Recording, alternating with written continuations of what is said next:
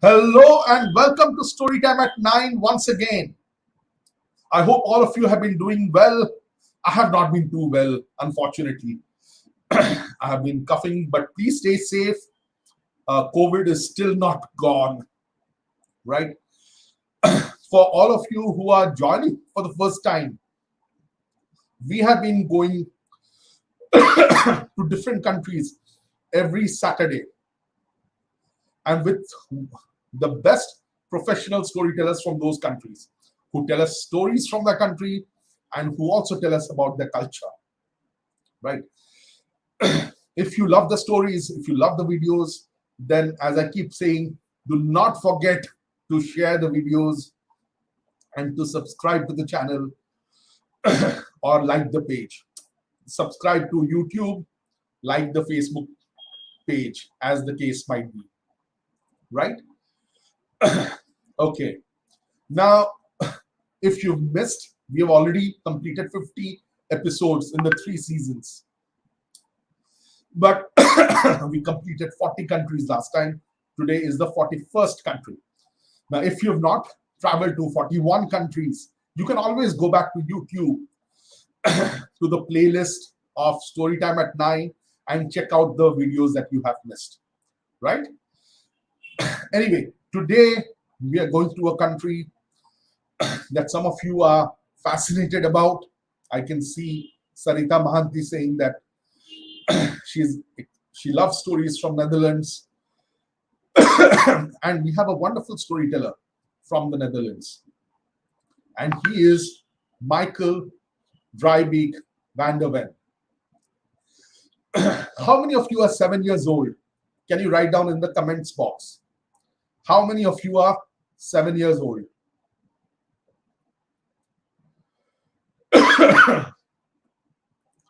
Anyone who is 7 years old? Okay, Sanvi, your aunt lives in the Netherlands. Wonderful. Okay, now that's fine. When Michael was 7 years old, when his brothers were building tree houses, he started building a stage on top of the hen house in the back of his parents' garden, and he started telling stories to the children in his neighborhood. That is how Michael's journey as a storyteller started.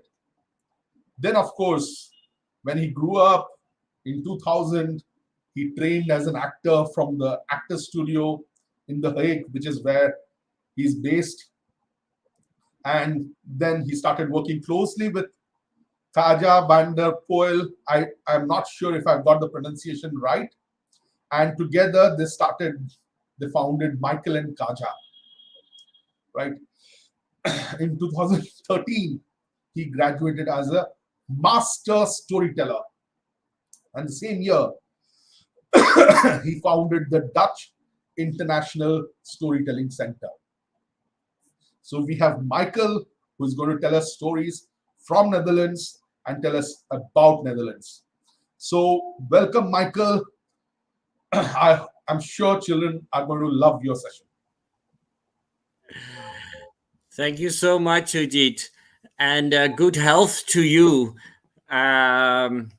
especially in these times. And so be careful with all the coughing. Wash your hands. I saw it already in the comments, and give yourself a good pampering.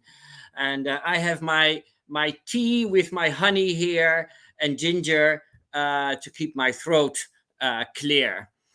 So welcome all, and really wonderful to be with you from all around the other side of the world, because I am in the Netherlands, and I am in a city called The Hague, and that is where I live, and that is also where our king and queen live, and where our parliament is, and where all the embassies and everything is. So it's a very international government center.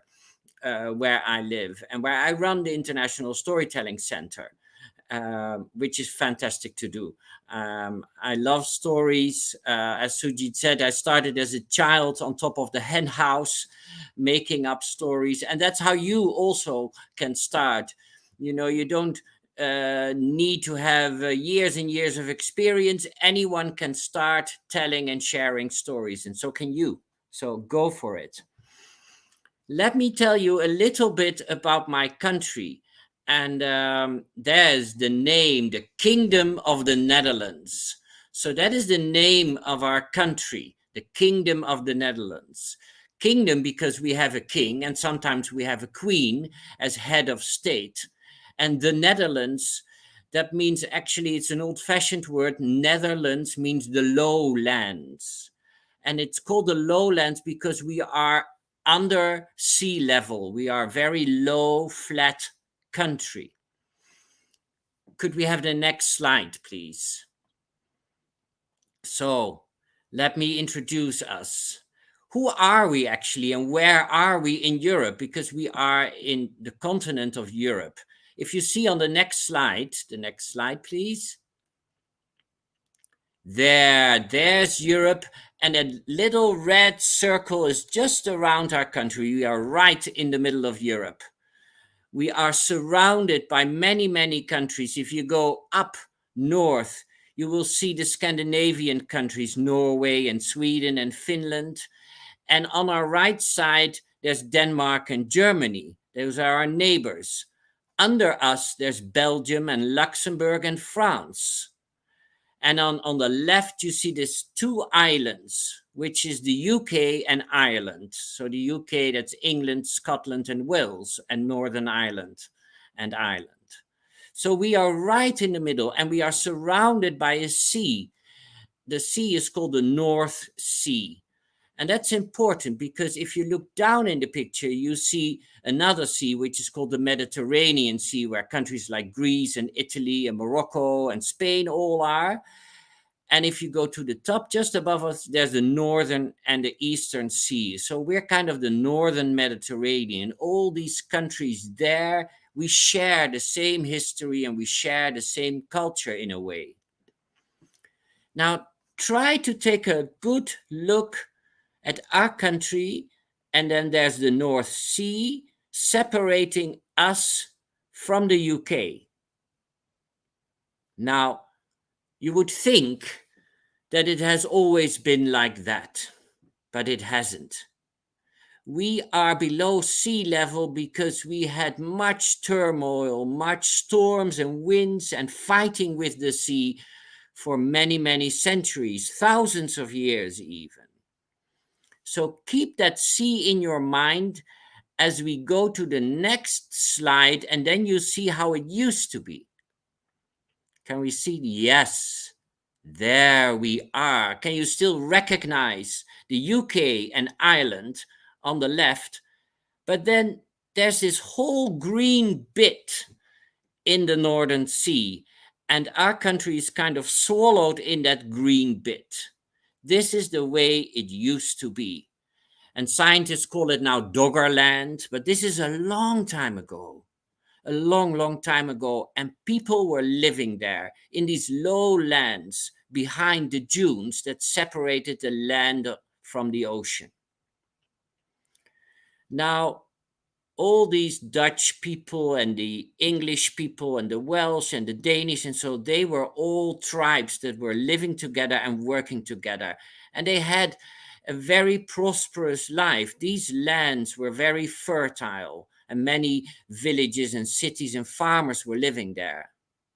But then one day, a long, long time ago, from Norway in the above, a big piece of ice broke down, smashed into the sea, and it caused a huge wave. Now we would call it a tsunami. And this big, big wave went down and went over the dunes and then created the North Sea as we know it now. In that time, many, many people had to flee the coming water, and they had to build new dikes and dunes to keep the water out. It's totally okay like this.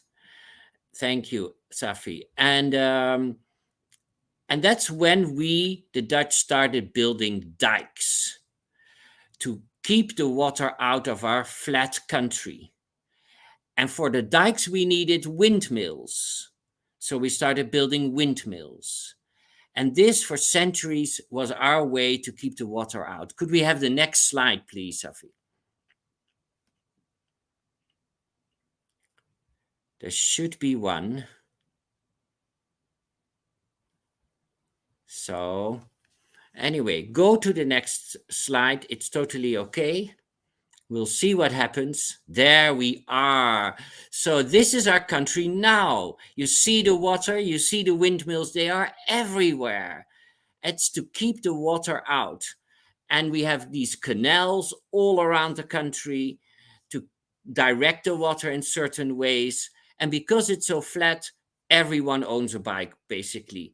So there, of course, are cars and trains and everything, but most people have a bicycle and we cycle around everywhere we go. Yeah, we are, for many people, the country of the windmills and the bicycles. Yeah. Now, let's go to the next slide and let's go to a story, because there are many stories in our country. Yeah. So maybe you could give me center stage now, Safi. And there I am. Hello, everyone. Once upon a time, a long time ago, after the Doggerland had been flooded and many people had drowned, there were the souls of the people living in the sea. Once a year. And it was about the time that it is now. So on the edge of October, beginning of November, something magical would happen. Storms would start to rise from the ocean. A mist, a foggy mist, would start to float on top of the water, and the wind would blow this foggy mist on the land. The mist was shivering with tiny little lights of purple and lilac. And from the mist arose a figure. It was a beautiful woman on a horse. It seemed as if she galloped from the sea over the dunes onto the flat lands of the Netherlands. She had a black filted head, brown, beautiful hairs, and a big cape. In the slipstream of her cape, all these little flickering lights of purple and lilac would follow her as she started to move slowly during the night over the flat lands of the Netherlands. She would pass villages. She would pass churches and castles. And she would move her way to the cities. Once she arrived at city walls, she would circle around the city 3 times before she entered through the gates right to the main square of the city. There, she would create a circle of little flickering purple and lilac lights. And when the wind had calmed down over the night and over the city, suddenly she would clap her hands, and all the little flickering lights, they would rise up and they would spread themselves all over the cities. They would go into the streets and the little alleys and the little porches and everywhere until each little flame had reached one house. And there, early in the morning, on the doorstep of each house, one little flame, purple and lilac, would come to rest. Now it is said that if this happens after a stormy night, very carefully open your front door in the morning and look down to your doorstep. There might be a little purple and lilac flame resting there like a pearl. And these pearls are the souls of our ancestors, all those generations before us that had traveled the seas, that had been swallowed by the waves, and that had lost their lives, and once again, once a year, they come to greet us, to tell us that they love us and that they have not forgotten. And nor should we. And this is the story of a lady called Brugja, the lady that keeps us connected to our ancestors once a year, round and about this time. That's our first story. How was that? Yeah, I love that story. And I love sharing it with you. Why don't we go back to the slides and see what will be popping up? There's our next slide. What do we see? We see Caribbean, Suriname, South Africa, Indonesia. Why is it there with the map of the whole world? It's because the Kingdom of the Netherlands is not just that little country in the middle of Europe, but actually it is spread out. There are more countries part of the kingdom. There is in the Caribbean, between North and South America, there's this area, you might know it from Pirates of the Caribbean. There are many islands, and many islands like Aruba, Bonaire, Curaçao, Saba, Saint Eustacia, and Saint Martin. All these islands belong to the Kingdom of the Netherlands. But there used to be also Suriname, which is just above Brazil. It's not a part of the Kingdom of the Netherlands anymore, but we are very, very closely connected. As we are with the tip of Africa, South Africa, that used to be a part of the Netherlands for a long, long time, and all the way into Asia, what is now Indonesia, also used to be a part. All these countries are tightly knit together. We have a lot of history together. And many of these people, they moved from one country to another, and they got children together, they shared food, and that's why we are such a great mix of people, and we have such a great mix of foods. Maybe we can see the next slide. There is our food. We have food coming from everywhere. We have the roti that is coming from Suriname. We have the pancakes and the boerenkool, which is typically Dutch winter food. But we also have the Indonesian nasi goreng, bami goreng, rendang, all these things. They are part of our menus, of the things that we eat and that we consider to be Dutch food. So there's a lot of richness coming from that history together. Yeah. Maybe we could see the next slide. One day, somewhere, deep inside a dark forest. Well, that starts like the beginning of a story, doesn't it? It really sounds like it. See what the next slide will bring us. A hunting castle. Perfect. Well, this might be the right time for a second story, but look at the castle for a second, because the story is about that castle. This castle stands in the middle of my city. Now, maybe Safi, you can bring me back center stage and I can tell the story of this castle.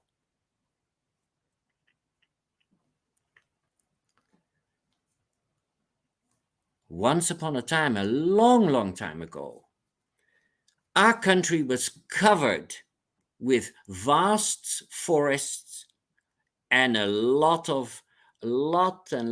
of muddy places, swamps everywhere.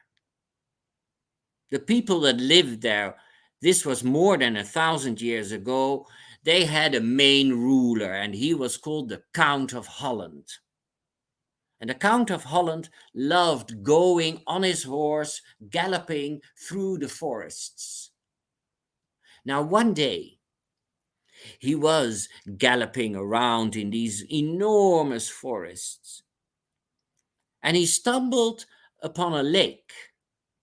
The lake was of a decent size. He could see the other side. It wasn't huge, but in the middle of the lake there was an island. He knew the stories of the people that lived in the forest, and he knew that this island was a sacred island. The island was dedicated to a goddess, and her name was Freya. Freya was the goddess of battle and the goddess of love. There's passion in both. You need to do it with your whole heart. Fight and love. And that's what she stood for. And people would take their little boats and they would go to the island and they would pray there and they would burn incense and candles. And it was a very sacred island. And the Count of Holland wanted to respect that. So he didn't touch the island, but he said, you know what? I will build a castle just next to the lake. It will be my hunting castle.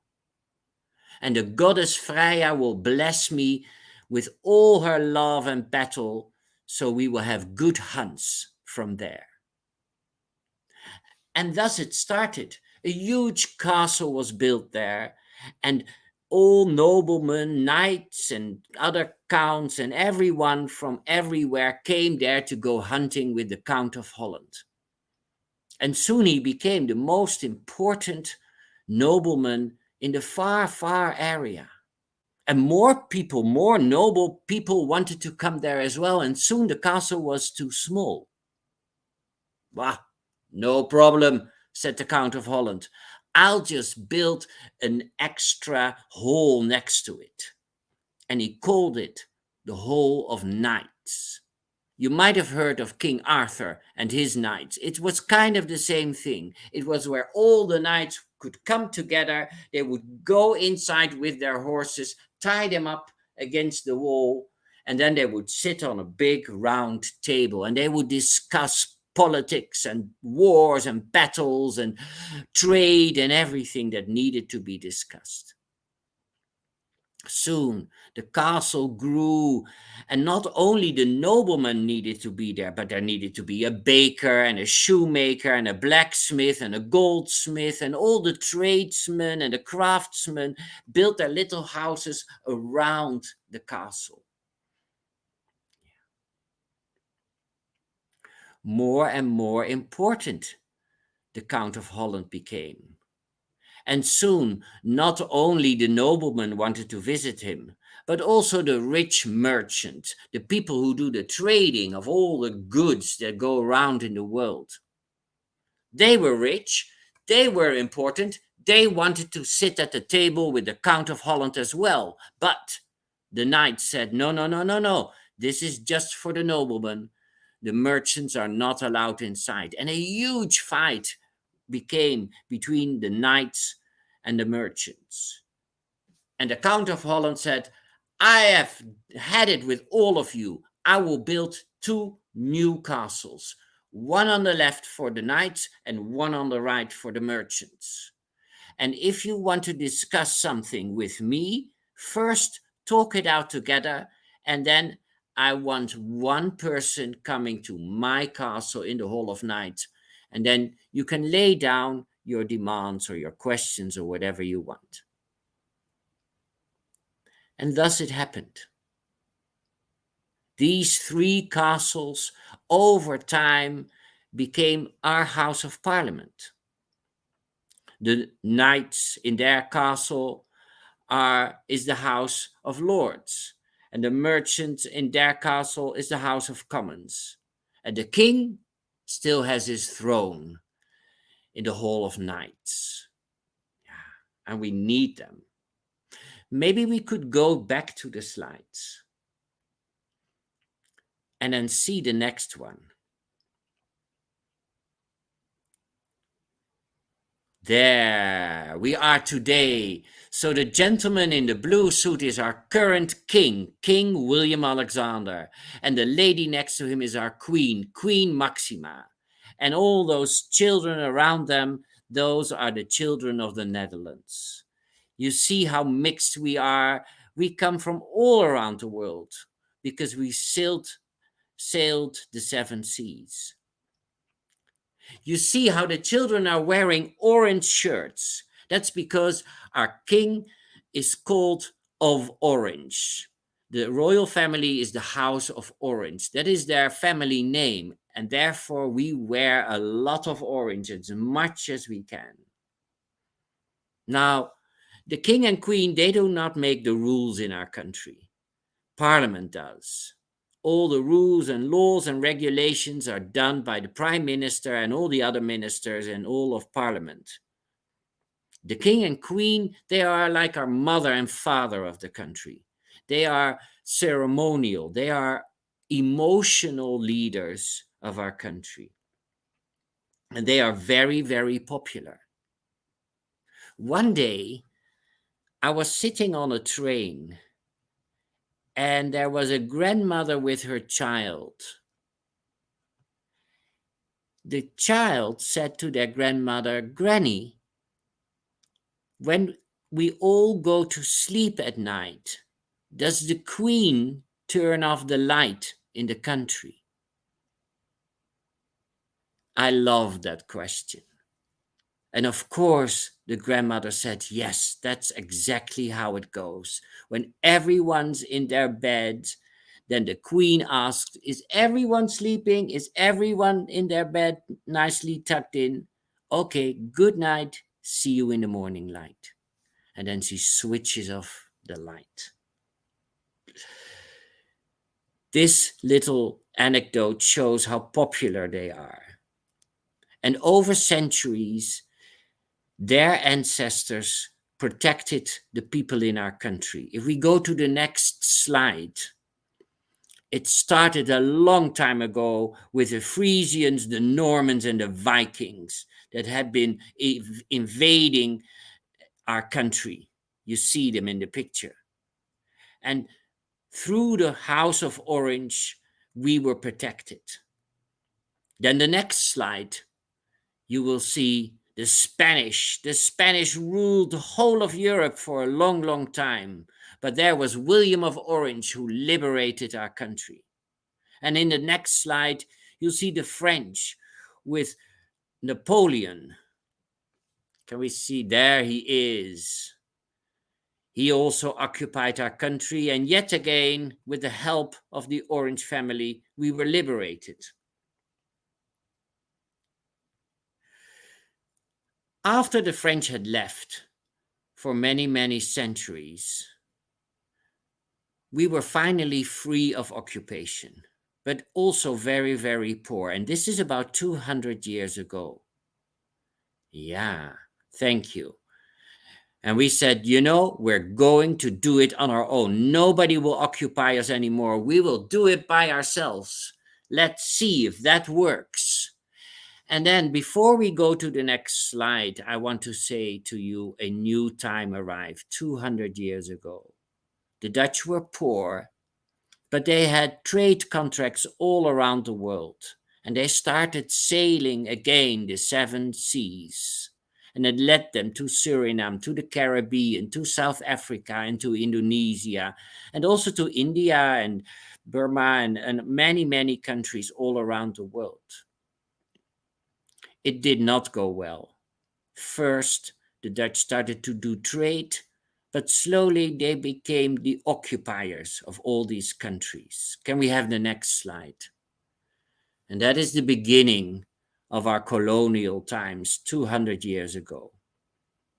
Now, of course, not everyone was a bad person at the time. Some people just followed and built new lives and married with people that were in the other countries, and they built whole new families. Also, my background is a mixture of many, many cultures.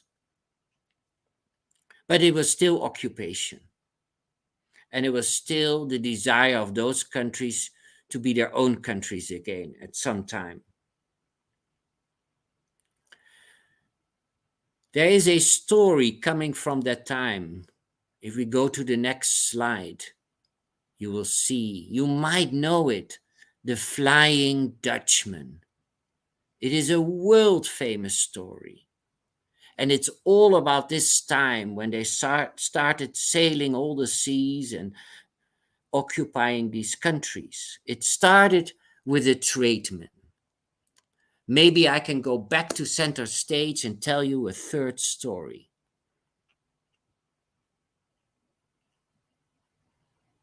There we are again. Hello. So once upon a time, a long, long time ago, there were many ships sailing from the Netherlands all across the world. And one ship, one day, was called the Flying Dutchman. The Flying Dutchman was a huge frigate with 3 sails. There was a lot of crew running around and one captain, and his name was Willem van der Decken, a typical Dutch name. And one day in winter, they started to set sail to the far east, now Indonesia. Now, in those days, they had to go all the way down the coastline of Europe and then all the way down the coastline of Africa and then around the corner where Capetown is and the Cape of Good Hope and then all the way to Indonesia. So it was a long journey. He had taken his coat because it was winter, his collar high up. Everything he had his things, his important papers inside his pockets. His crew was running around and they set sail. They left the Netherlands and they sailed all along the French coast, where it was dangerous because the French might attack them, along the Spanish coast, where it was dangerous because the Spanish wanted to attack them, along the Portuguese coast, where it was also dangerous, and finally they ended up along the coast of Morocco. That's the top of Africa. And here it was especially dangerous because there were not necessarily Spanish or Portuguese or French there, but there were a lot of pirates. Yeah. And the pirates were hiding in the cliffs along the coastline of Morocco. They had little boats that very quickly could move around through the water, and they would attack any trade ship that would pass by. These trade ships were filled with a lot of gold and important things that they wanted to trade in other countries in the world. So pirates really wanted all that gold and all these important things. Pirates spotted! A cry came from the crow's nest on top of the mast. The sailor had seen the little pirates in their boats swiftly going through the sea towards the ship, the Flying Dutchman. Now, Captain van der Decken took his binoculars and he looked and he looked and he looked until he finally could see these little boats. There were 1, 2, 3, 4, 5 little boats quickly moving towards him. He could see that they had opened their windows and their cannons had been pulled out already. Behind the cannons of the pirates, there stood a man with a little light ready to fire. Captain van der Decken had a trick up his sleeve. You know, he had made friends with the pirates. And he had a special flag to show them that he was not just any merchant, but he was the friend merchant. So Captain van der Decken said, "Pull out the flag and raise it to the top." And soon they started to raise the flag, and the higher the flag came, it got in sight of the pirates. And then they heard the sound they wanted to hear.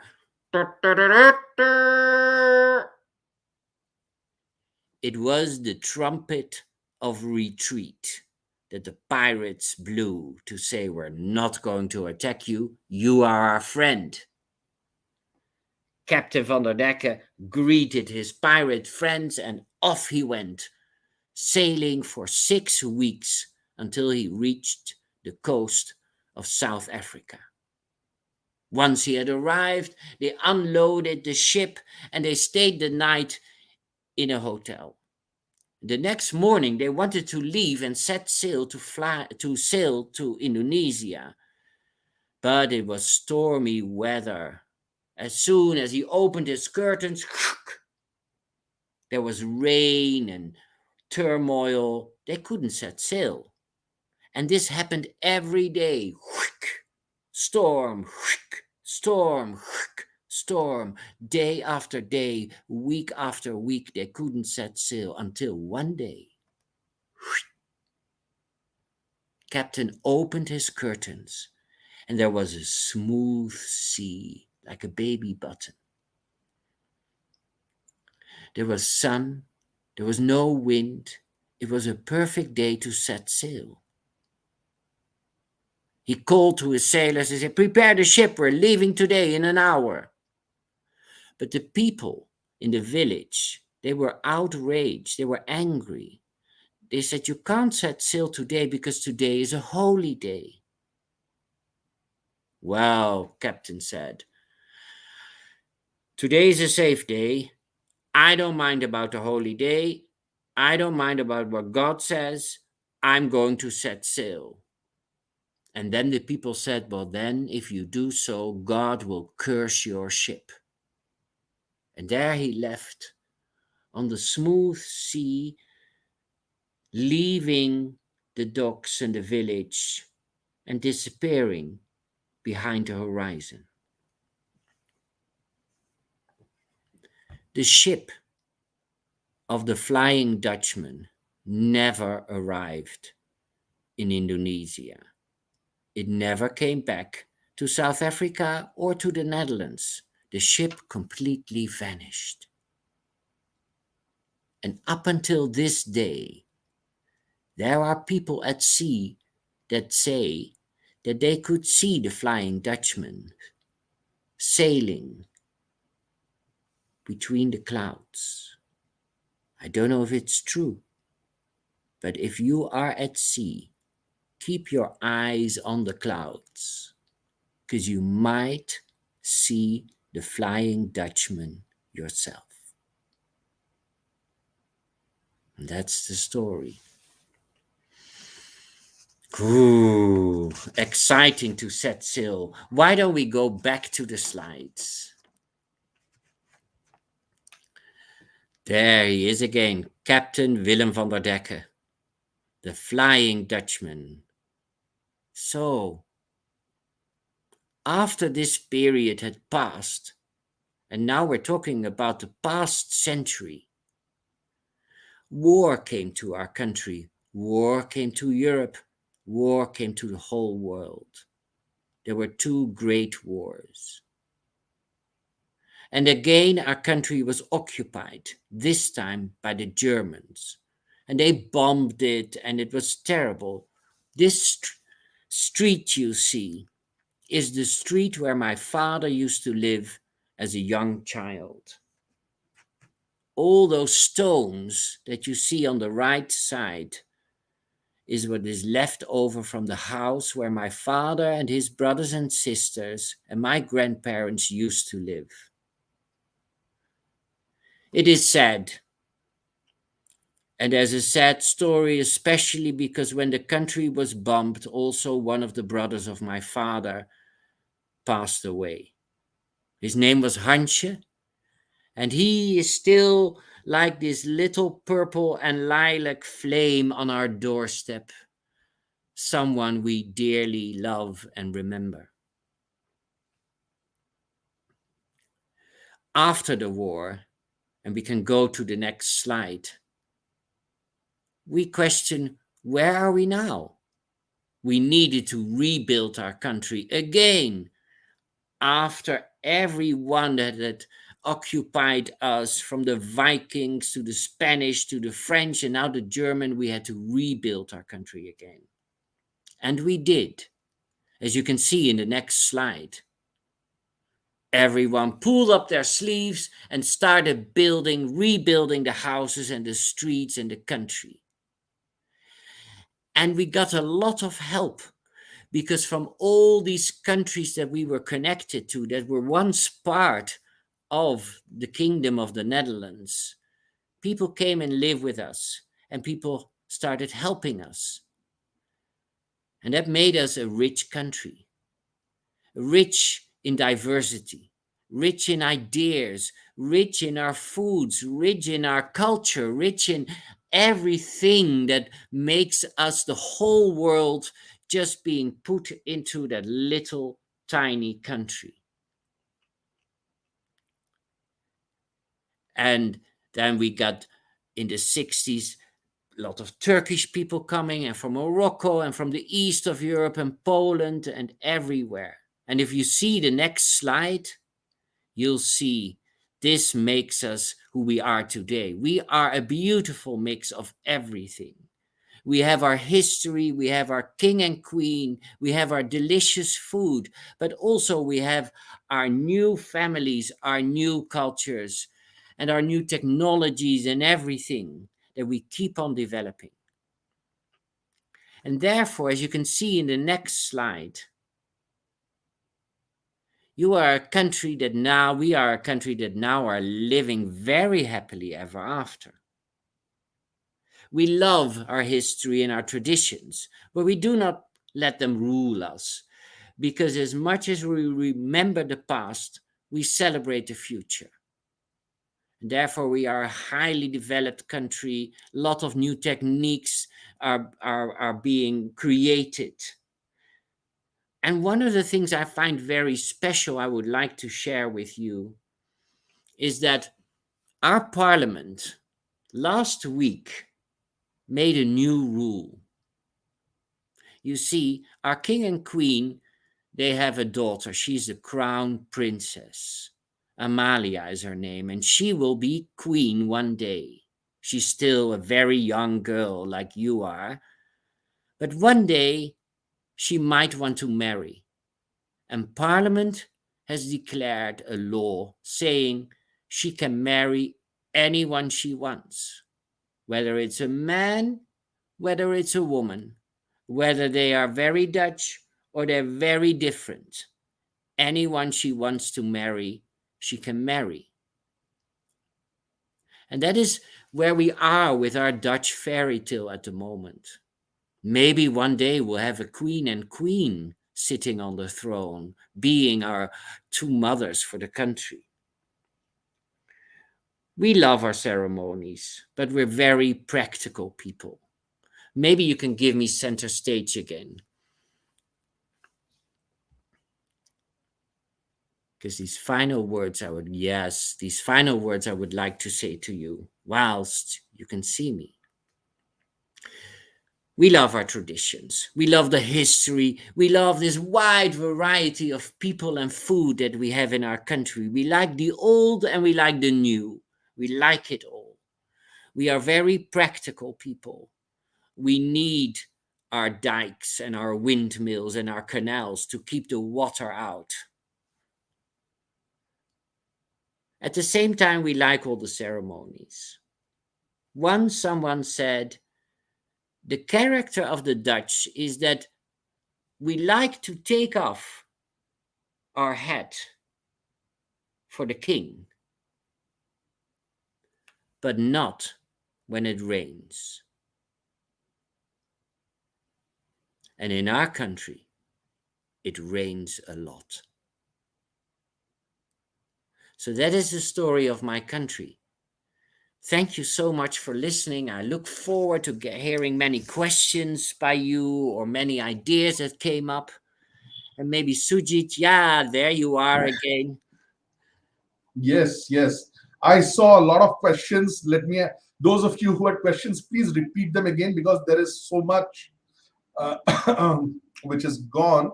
But I remember that there were questions about who are the Vikings. I think some children That's did not understand the reference you mentioned.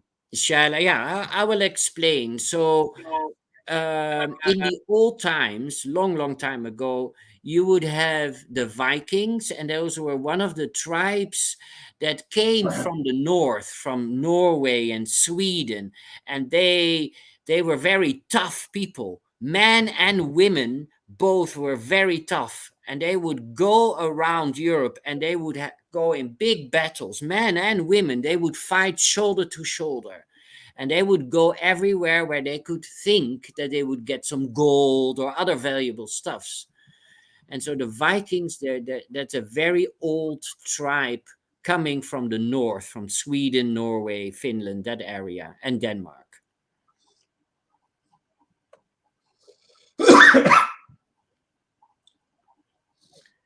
What is the meaning of colonial times?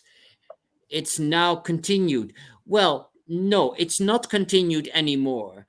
During the colonial times, that is an area, and your country knows it very well because of the British rule at the time. It is that a European country occupied other countries around the world and said, "This is now our country. We will decide what happens here," which of course is a bad thing because it wasn't their country. The Dutch really started to live there and mix with the local people. So there's a lot of people who are both Dutch and Indonesian, or both Dutch and Suriname, or both Dutch and something else. There's a lot of mixed people. And at some point, these countries, they were liberated. They became their own country. They were not under the Dutch rule or the British rule anymore. And by the time that all these countries were their own countries, that is the end of the colonial time.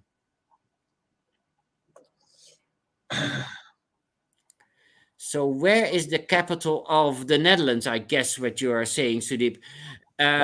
So that's a funny question, because remember I told you about the knights, the noblemen who were in a fight with the merchants, the tradesmen. Now that is exactly why our capital is a bit confusing in the Netherlands, because everything that makes a capital, like where the king lives, where the parliament is, where all the embassies are, they are in The Hague. But The Hague is not officially our capital. We call it our court city. And our capital is Amsterdam, because Amsterdam is the city that was built by the tradesmen, the merchants. So after they've been fighting, the nobleman and the merchant, they said, okay, we'll make two cities. One is the capital and one is the court city.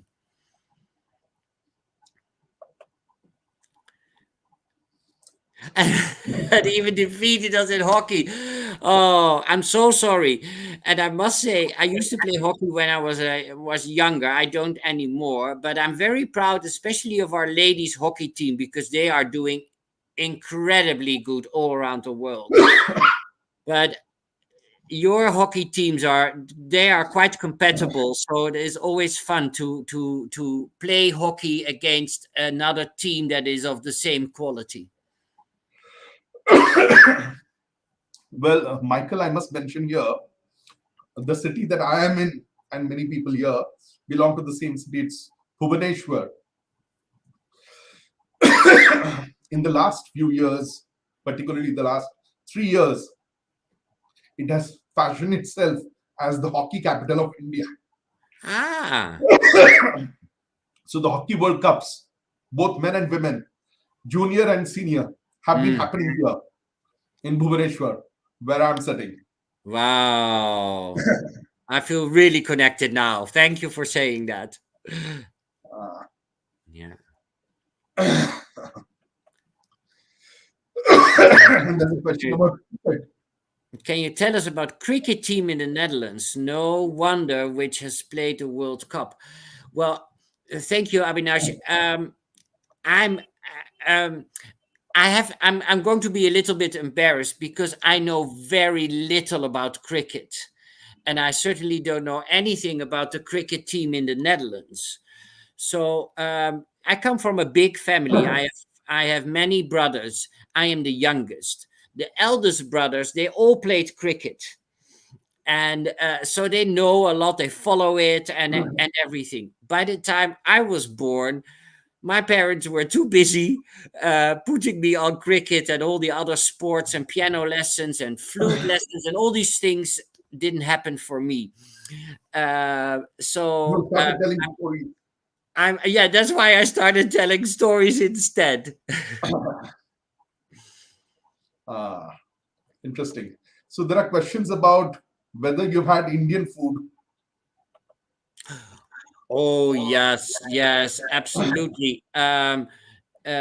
We have many Indian food restaurants here all over the Netherlands.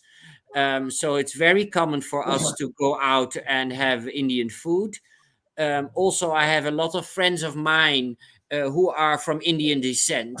So when I'm visiting them, they're sharing their foods. Also, we have a lot of people who came from Suriname, but originally came from India, and especially from which area? Well, I forgot which area, but so there's a lot of mixture with the Dutch food and the Indian food as well. So yeah, and I love it. I love it. Yeah, I think there's a question about whether you've eaten samosa. Are I you have. familiar with samosa? Yeah, yeah, yeah, and I love it. And yes, yes, I have, and I love it, and my family loves it. There's also I wonder if you guys would eat it samosa here in the Netherlands, if you would consider it to be authentic, or that it kind of has a bit of a European or Dutch twist, because these things tend to happen. We change a little bit by the exposure to other new things. So I'd love I to would come be over and curious. eat. Sorry? I would be curious. I would be curious. Yeah, yeah, yeah, yeah. So why don't you come to me Yes, and I'll come to you, and then we'll share experiences. and I can take you to try out a Dutch breakfast at a cafe. Okay. Shail has been asking, "What's your favorite story?" Ah, well, shall I love that question, and I know immediately which story it is, because my favorite story is the story of Garuda. And I know, of course, it is deeply rooted in your culture, but it's also deeply rooted in the Indonesian culture. And through that line, it is rooted in our culture. If you enter our home, in the entrance hall, we have a big statue of Garuda, and protecting us, giving us all the blessings we need. And I grew up with the story of Garuda. I love telling it. I tell it to children, I tell it to adults, anyone who wants to hear it. So that's my favorite. Incidentally, that reminds me, Odisha, our state, it was earlier called Kalinga, Oh, and Kalinga and Indonesia had very strong maritime relations, very strong really? cultural. So there's been a lot of, like particularly with Bali. Yeah. So Orissa is on the eastern coast of India. So at Mm, that time, many centuries back, all the sailors used to go from there. mm. So in a lot part of Southeast Asia, in Malaysia definitely, they call Indians as Kalingas. It's Ah. like a corruption of Kalinga. Yeah. So we are connected in many ways through Oh, Indonesia. yeah, yeah, yeah. Absolutely. Okay, We are let's one people. see. A lot of questions about food. We've already asked. I love food. Yeah. Mm.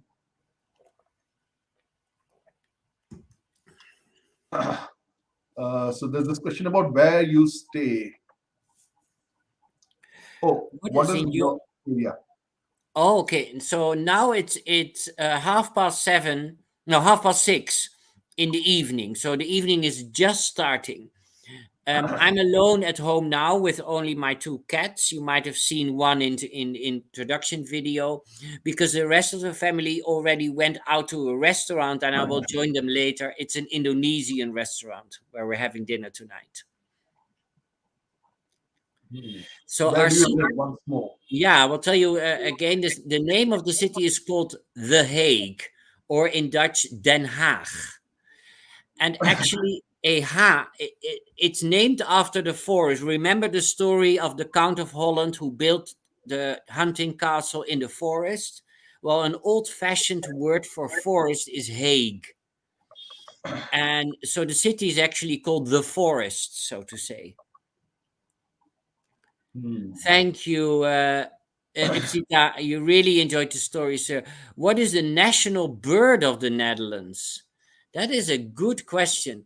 So let me first tell you the bird of our city, which is an ooievaar, which is an what is the bird that brings the babies? Do you know, Sujit? The bird that brings the babies. Yeah, I don't know the Pheasant. English word. It's not. Uh, It oh, looks like a what's the name in Dutch? ooievaar. So he has long legs and a long beak, and so the ooievaar is the symbol of our city. The symbol of our country will be lions, not a bird, because Hmm. we have two lions that are symbolizing, like Garuda is for Indonesia. We have the lion, the Dutch lion, as we say, for our country. Okay. What is your favorite food? My favorite food. I love pancakes. I You can wake me up in the middle of the night or any moment of the day and serve me pancakes. I love pancakes. They're they're very plain, simple, but it's just so nice. And you can put anything on it. Sometimes they're sweet, sometimes they're a little more salty or whatever, but pancakes, that's my favorite one. Okay. Well, Udyati and Shell, he Michael has not been to India. Forget Orissa. There's no way he would have eaten dahibara or chenapuro, Yeah. right? So maybe when he I'm comes, not. I might have eaten it once in a restaurant here, but I don't recognize all the names anymore. I apologize, but I might have eaten the daibara. Who knows? our food is not part of the popular Indian food, which is Aha. served in Indian restaurants. Mm-hmm. It is mostly what is called Indian food is mostly North Indian food. Ah, yeah, yeah, yeah. You know, so Punjabi and legacy of the Mughals. Mm. Okay. Mm, Vid- Vidyanshu, I'm not sure. Michael would have a question answer for that. Is there a national prayer for Netherlands? That's interesting. So we have a national anthem, a national song that tells about basically the stories I've been telling now. They are all in the song. It's about the history of our country and our relation to the royal family, the House of Orange. So that would be. It's kind of a song that is a prayer at the same time. Um, of course, for us being coming from the Christian background, the main Christian prayer would be also the prayer used nationally for any occasion. But that's not specific to the Netherlands. I would say the whole Christian world, in a sense. So I would vote. Our national song is our national prayer. Now, this is interesting. Sorry. Uh, what is Holland? I read that recently they have dropped the name Holland for Netherlands. I mean, earlier I thought it was used interchangeably. Could you tell Oh, us? yeah, yeah. It's very interesting question, Ayan, because the name Holland is being used a lot. The name the Netherlands is being used a lot. Then we are the Dutch. Why aren't we not the Hollanders or the Netherlanders? So there's a lot of confusion. Actually, Holland is just one part of the Netherlands, which is the whole coastal area that is officially called Holland. So if you would use the word Holland, although all around the world they're using it, it's okay. We understand, but officially it's just one part of the Netherlands. Okay. Now we'll end with this question. Your invitation had your cat. We didn't see your cat. What's the name of your cat? Is the cat around? No, because I locked them, because otherwise they go jumping on the computer and everything, and so it won't be. I kept them out, but I love the question, Avinash. The cat you saw in the video is called Ruitje, and Ruitje is actually something that is checkered, like if you would do a math paper, it's a checkered paper, because her fur is multicolored and it's kind of checkered as well. So that's why she's called Ruitje. Okay. Okay, let's see any other questions. I think we'll end there. Michael, would you like to say something before we end? Well, you got your answer here. Yes, Michael, would you say something before we end the show?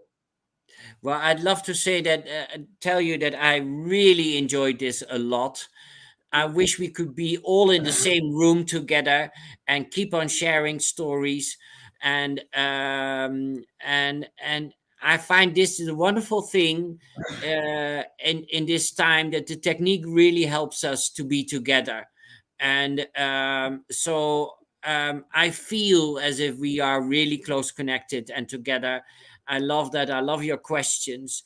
Keep being connected and keep asking questions and keep sharing stories. It's a lot of fun. Read all those books behind Sujit's, behind lots of books. Read all the stories and share them with all your friends.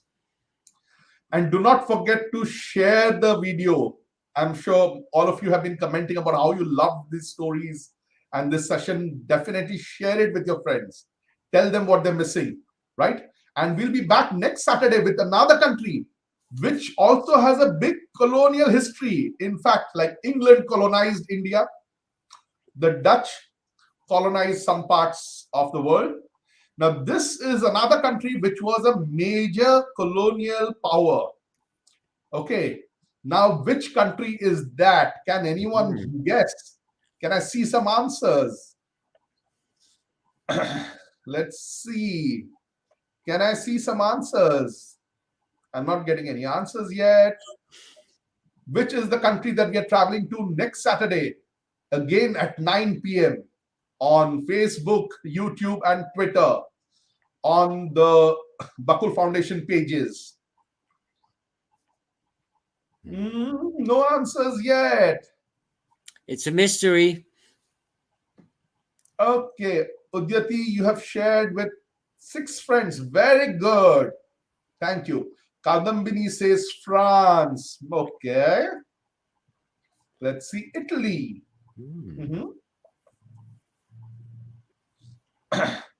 France again. Okay. Keep guessing. We'll be back next Saturday. Till then, tata. Bye-bye. Bye-bye. Thank you.